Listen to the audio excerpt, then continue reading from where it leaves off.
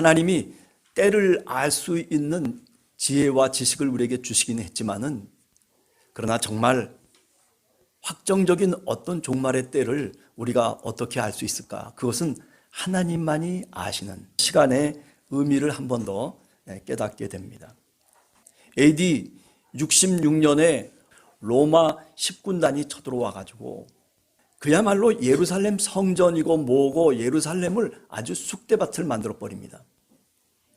그래서 돌 하나도 남지 않을 것이다라고 그렇게 예수님이 예언하신 그 예언의 말씀대로 돌 하나 남지 않고 남아있는 게 지금 뭐냐면 통곡의 벽에 있는 그 돌 하나 남아있는 겁니다. 모든 유대인들이 다 사실은 디아스폴라로 그 예루살렘에서부터 쫓겨났습니다. 그 팔레스틴 지역에서 곳곳으로 흩어져 버리는 그런 역사적인 비참함이 AD 66년에서부터 70년 사이에 벌어졌습니다. 이 누가복음은 AD 70년 이후에 쓰여진 겁니다. 그렇기 때문에 예루살렘이 완전히 불타 없어지는 잿더미가 되어버리고 많은 그 역사적 사건을 기억하고 있는 겁니다. 그래서 오늘 성경을 보면 35절에 허리에 띠를 띠고 등불을 켜고 서 있으라.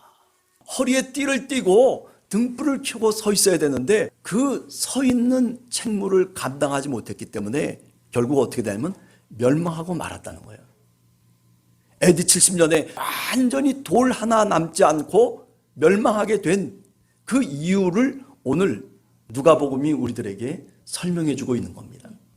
그 역사적인 이야기들을 한번 사건들을 잘 머리에 새기고 그리고 오늘 본문을 읽어보면 우리 주님께서 제자들에게 말씀을 합니다. 어떻게 어느 순간에 우리들에게 그런 종말의 사건이 닥칠지 모른다는 거죠. 예루살렘이 멸망하고 누가 멸망할 줄 알았겠어요? 하나님이 지으신 성전이라고 생각하고 하나님이 임재해 있다라고 그렇게 믿고 있었던 유대인들인데, 그죠? 하나님이 계신 곳인데 그것이 완전히 돌 하나 남지 않고 파괴될 줄 누가 생각했겠어요? 유대인들이 종말에 대한 잘못된 준비를 갖고 있었기 때문에 이런 엄청난 결과를 맞이하게 되었다라고 하는 것. 그러므로 우리는 어떻게 이 세상 속에서 신앙인으로 살아가야 될 것이냐라고 하는 것을 오늘 말씀하고 있는 거죠. 35절에 보면 허리에 띠를 띠고 등불을 켜라 라고 하는 말로 이야기가 시작되고 있습니다. 허리에 띠를 띈다라고 하는 것은 뭐 여러 가지 의미가 있겠지만 먼 길을 떠나가는 것을 의미합니다. 고대인들의 경우에 그죠? 일을 하거나 또는 먼 길을 떠날 때에 허리띠를 단단히 매야 되겠죠. 중요한 일이 앞에 있으면은 허리띠를 단단히 맵니다. 옛날 사람들은 편한 옷을 입은 것이 아니고 천으로 둘러진 통짜배기 옷을 입고 있었단 말이죠. 그렇기 때문에 허리를 매지 아니하면 행동하기가 굉장히 힘들었습니다. 옷을 단단히 묶고 그리고 뭔가 여행을 떠나든지 아니면 어떤 일을 할 수가 있었던 거죠. 그러니까 오늘 여기서 허리띠를 띠라라고 하는 것은 뭔가 준비하라는 거예요. 예수 그리스도를 믿는 사람들, 종말을 준비해야 될 신앙인의 자세를 우리들에게 얘기하고 있다라고 생각되는 겁니다.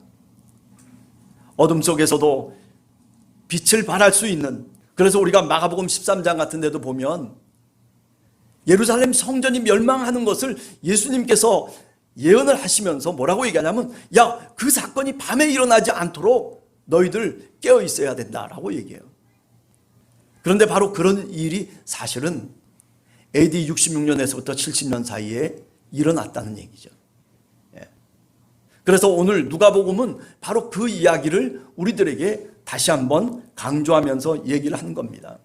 먼 길을 떠날 때 떠나는 여행객이 허리를 매듯이 신앙인들도 마찬가지다라고 하는 거죠.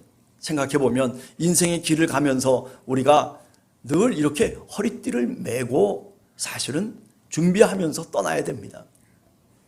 에베소서 6장에 보면 너희들이 전신갑주를 취하라 그런 말씀을 우리들에게 하고 있지 않습니까? 하나님의 말씀의 진리의 허리띠를 매고 마귀와 더불어서 싸워나가야 된다라고 하는 그런 얘기죠. 여러분, 오늘 예수 그리스도께서 우리들에게 말씀하고 있습니다. 허리에 띠를 띠고 등불을 켜라. 등불을 켜라. 이 등불이라고 하는 게 도대체 무슨 의미일까? 물론 어두운 세상을 밝히는 빛이기도 하지만은, 또 우리가 세상의 빛이라고 그렇게 주님께서 말씀해 주시기도 했지만은, 그러나 저는 이 빛이라고 하는 것을 일종의 소망으로 생각해요. 신앙인으로서 살아가는 사람들은 이 등불을 킬 줄 알아야 돼요. 등불을 켜고 준비할 줄 알아야 돼요. 늘 마음속에 소망을 갖고 살아가야 된다라고 하는 겁니다. 형편과 사정이 어두움 속에서 지금 처해 있을 수밖에 없어요. 시험이 왔어요. 환난이 왔어요. 괴로운 시간을 내가 통과하고 있다 손치더라도 내 마음속에 등불을 꺼서는 안 된다는 거예요. 그저 여러분 생각해 보세요. 누군들 지금까지 살아오면서 어려움이 없었겠습니까? 불을 켜려고 해도 켜지지 않는 그런 상황들이 사실은 있다고요. 그런데 오늘 성경 말씀을 통해서 보면 마음의 등불은 끄지 말라는 거예요. 하나님이 이렇게 우리를 인도하실 것이라고 하는 마음의 굳은 믿음을, 우리가 그 믿음의 등불을 꺼서는 안 된다는 거예요. 사무엘상에서 아주 중요한 내용이 하나 있잖아요. 아직도 성소에 그 등불이 꺼지지 않았더라. 모든 것들이 다 희망이 없어졌어요. 그런데도 불구하고 아직도 성소에 하나님의 말씀의 등불은 꺼지지 않았다는 거죠. 우리 마음의 등불을 꺼서는 안 됩니다. 세상의 어떤 삶을 이렇게 보면 정말 희망이 없는 것 같이 보여져요. 그러나 우리 믿음의 사람들은 마음의 등불, 믿음의 등불, 말씀의 등불을 우리가 꺼서는 결코 안 됩니다. 등불을 켜고 허리띠를 조이면서 잘 준비해 나갈 수 있는 그런 준비된 신앙인이 되기를 간절히 주님의 이름으로 축원합니다. 너희는 세상의 빛이다. 그러므로 너희가 사람들 앞에 빛을 비추라고 그렇게 마태복음 5장에도 말씀하고 있습니다. 우리가 소망이 되지 않으면 이 세상에 빛이 사실은 없어요. 저는 그렇게 생각해요. 오늘 우리가 살아가는 세상을 가만히 들여다보세요. 소망이 없는 것 같이 보여지는 세상이에요. 어둠이에요. 어둠. 이제 와서 보니까 그냥 형편없는 사람들이 나라의 지도자들이 되고, 그리고 나라를 이끌어간다라고 하고 어느 한 사람도 예외가 없어요. 진리를 갖고 있고 정말 뭔가 빛을 비출 수 있는 사람들이 세상의 지도자로 나서야 될 때가 사실은 되지 않았나라고 하는 생각을 해보게 됩니다. 그런데 그 세상의 빛을 비출 수 있는 사람은 누구밖에 없어요. 저는 하나님을 믿고 예수 그리스도를 믿는 사람들이 나서야 될 때가 됐다라고 저는 그렇게 생각을 해요. 그것을 위해 기도하는 여러분들 되시기를 간절히 주님의 이름으로 축원합니다. 두 번째는 이런 겁니다. 두 번째는 참 놀라운 일이 있는데 37절에 보세요. 주인이 와서 깨어있는 것을 보면 그 종들은 복이 있으리로다. 내가 진실로 너에게 이르노니 주인이 띠를 띠고 그 종들을 자리에 앉히고 나와 수종 들리라. 누가 수종을 든다는 겁니까? 주인이 수종을 든다는 거예요. 저는 성경을 읽어가면서 이런 이야기는 처음 듣는 것 같아요. 예수님께서 깨어있는 종들에게 놀라운 약속을 하십니다. 무슨 약속이냐면 37절에 보면 종들이 깨어있는 것을 보면 그 종들을 그 주인이 축복해 주시고, 그리고 그 종들은 복이 있을 것이다 라고 얘기를 해요. 여기까지는 이해가 돼요. 그래요.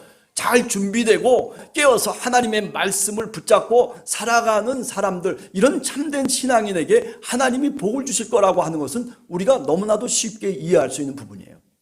그런데 그 다음에 더 놀라운 것이 있어요. 그것은 뭐냐면 그런 종들을 주인이 37절 하반절에 보면 주인이 그 종들을 자리에 앉히고, 임금님처럼 손님처럼 그 종들을 자리에 앉히고, 그리고 그 주인이 나와서 어떻게 한다? 수종을 들 것이다.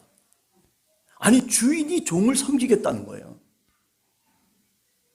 어떤 사람에게? 깨어있는 사람에게, 깨어있는 자에게 이런 복을 주님께서 주시겠다라고 그렇게 약속을 하고 있는 거예요. 저는 성경을 지금까지 쭉 읽어보면서 저 사실 처음 이런 성경 구절을 읽었어요. 네. 아니, 세상에 주인이 종을 섬기겠다라고 얘기하고 있어요.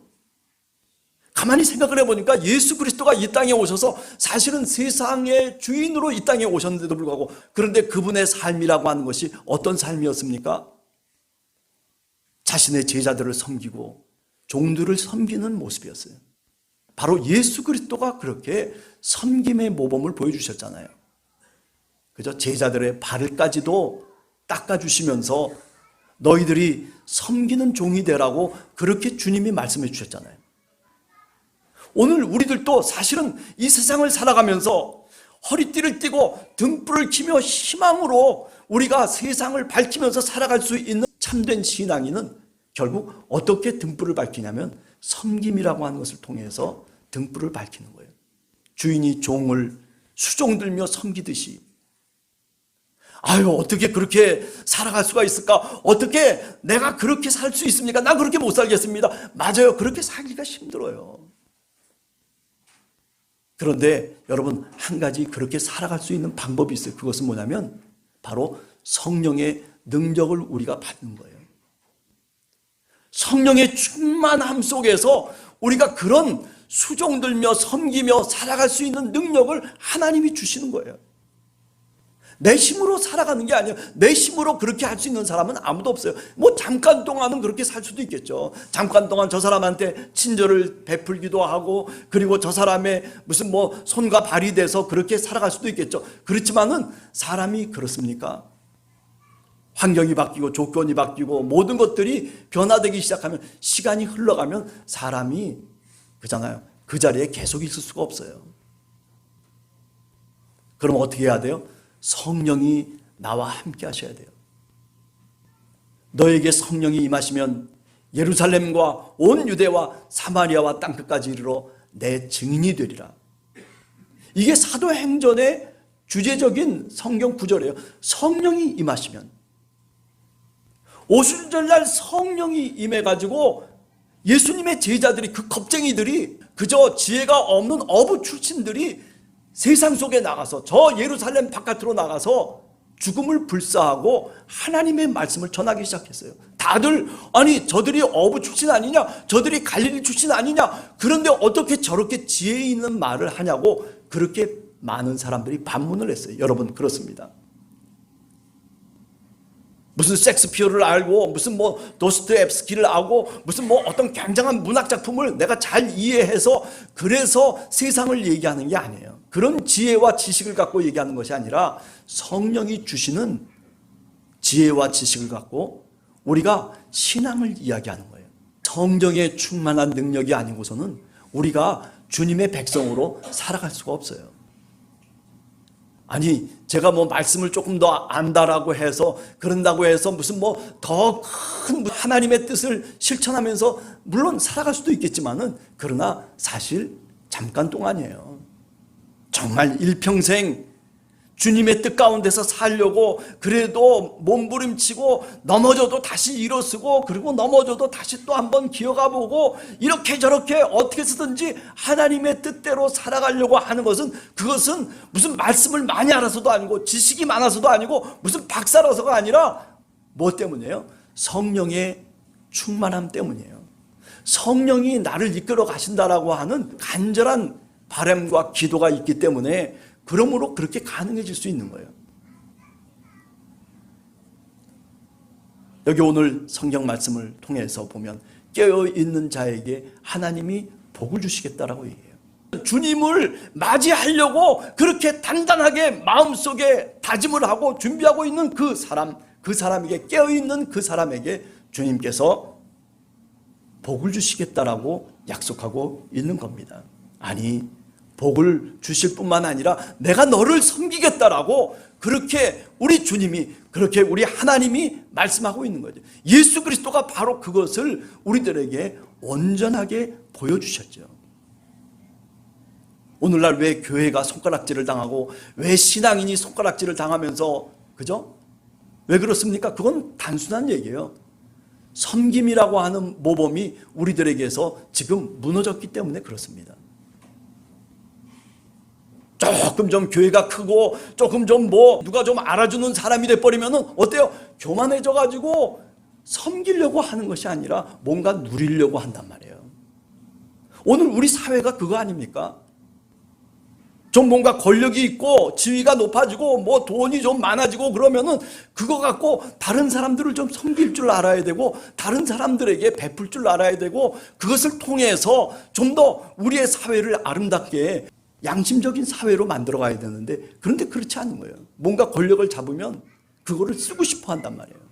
누구를 위해서 써요? 백성을 위해서 쓰는 것이 아니라 자기를 위해서, 자기 가족을 위해서 쓴단 말이에요. 그렇기 때문에 문제가 생기는 거예요. 그러나 오늘 성경 말씀을 통해서 보면 섬김이라고 하는 것, 주님이 그렇게 섬겼듯이 우리들도 세상을 섬기며 살아가라고 오늘 또 우리들에게 얘기합니다. 무엇을 통해서? 네 힘대로가 아니라 내가 주는 하나님의 영, 성령의 능력을 쫓아서 살아가라는 거예요. 여러분, 그렇기 때문에 여러분이나 저나 기도해야 돼요. 주님, 성령의 능력을 주시옵소서. 불가능한 얘기지만은 그러나 주님, 성령의 능력을 주시옵소서. 성령의 권능을 주시옵소서. 권능이라고 하는 이 말의 뜻이 뭐냐면 헬라 말로는 두나미스예요. 두나미스라고 하는 말은 뭐의 어원이냐면 다이나마이트의 어원이에요. 성령이 임하시면은 권능을 받는다라고 할 때 그 권능이 다이나마이트라고 하는 거예요. 얼마나 다이나마이트가 폭발력이 있는 겁니까? 폭탄으로 그냥 뻥 터지면은 바위돌도 부술 수 있는 그런 다이나마이트. 그것처럼 오늘 우리 예수 그리스도를 믿는 사람들이 성령이 임하심으로 인해서 우리가 세상의 소금이 될 수 있고 우리가 세상의 빛이 될 수 있고 우리가 세상을 섬기며 살아갈 수 있는 겁니다. 만약에 성령이 없다면 어떻게 그 일이 감당되고 그 일이 그렇게 될 수 있겠습니까? 그 다음에 세 번째는 이겁니다. 세 번째는 38절에서 40절에 보면 시간의 불확정성이 오늘 본문 속에 나와 있습니다.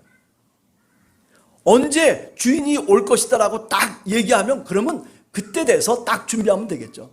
그런데 주인이 언제 올지 모른다는 거예요. 여러분, 우리 인생이라고 하는 게 그래요. 부모님들이 언제 돌아가실 줄 몰랐어요. 그렇게 빨리 이사를 와서 같이 함께 살고 그리고 그래도 한 10년은 같이 살 줄 알았어요. 그런데 안 그렇더라고요.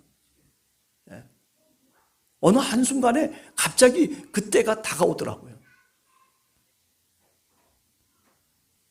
인간이 살아가면서 우리가 시간을 잘 알고 어느 때 달력을 넘기면서 그때를 지적하면서 뭔가 자기가 때를 아는 것처럼 얘기하는 사람들이 수도 없이 많지만은 그러나 사실은 진정 자기 자신이 어느 때 어떻게 될지 사실은 우리는 아무도 그때를 모르는 속에서 살아가고 있는 사람들이에요. 지금까지는 건강하게 여기 부천 명성교회 김신호 목사님이라고 하는 분이 건강하게 사셨어요. 그런데 엊그제 돌아가셨어요. 그래서 갑자기 연락이 와서 아니 이게 어떻게 된 겁니까? 했더니 돌아가셨다는 거예요. 여러분, 우리가 어떤 사람이 정말 깨어있는 사람이냐면은 이렇게 시간을 확정하지 못하는 사람들이 깨어있을 수가 있어요. 내가 언제 어떻게 될지 모르는 그런 어떤 불안한 마음 속에서 그런 두려움 속에서 살아가는 사람들이 결국 깨어있는 거예요. 마음이 편안한 사람들은 깨어있을 수가 없어요. 여러분, 살아가면서 너무 편안한 것만 찾지 마세요. 그러면요 절대로 깨어있을 수가 없어요. 좀 불안해야 돼요. 사람은 좀 불안함 속에서 살아가야지 그래야 자기 자신을 돌볼 줄 알아요. 여러분 어떻습니까? 저도 마찬가지입니다만은 요새 그런 생각이 들더라고요. 언제 하나님이 나를 부르실지 사실 모르는 거예요. 근데 우리는 마치 나는 안 부를 것처럼 내가 있는 그곳은 저쪽이야 라고 그렇게 생각하는 사람들도 있어요. 제가 동창들을 생각을 해보면요, 우리 반이 고등학교 3학년 때 몇 명이었냐면 53명인가 56명인가 그랬던 것 같아요. 그런데 지금 몇 명이 남아있게요? 미안하지만은 3분의 1은 돌아가셨어요. 예. 너무 머리를 쓰면요, 빨리 죽어요. 너무 머리 쓰지 마세요. 그냥 편안하게, 또 이럴 수도 있지, 저럴 수도 있지, 그러면서 살아가세요. 너무 그냥 거기에 몰입해서, 거기에 집착해서 뭔가 이루어야 되고, 뭔가 어떻게 살아가야 되고, 그냥 그렇게 살다 보면요, 나중에 보면 그때가 금방 다가오는 거예요. 조금 좀 바보처럼 사세요. 조금 좀 멍청하게 사세요.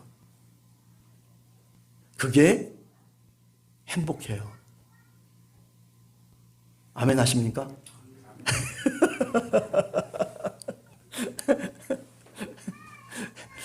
근데 우리가 살아가는 세상이 그렇습니까? 똑똑해져야 되고, 뭔가 잡아야 되고, 이렇게 저렇게 살아가려고 한다.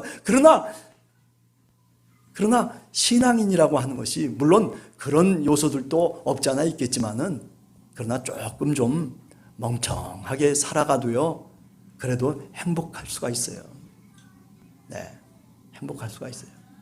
네. 오늘 제가 설교 준비를 하면서 이런저런 얘기를 사실은 하려고 이렇게 했는데, 시간이 지나가면서 좀 달라졌습니다만은, 여하튼, 우리가 사실은요, 하나님이 우리들에게 주신 때가 있어요. 그 때를 우리가 모르기 때문에 우리가 깨어 있을 수가 있는 거예요. 네. 네. 그 때를 모르기 때문에. 자, 기도하도록 하겠습니다.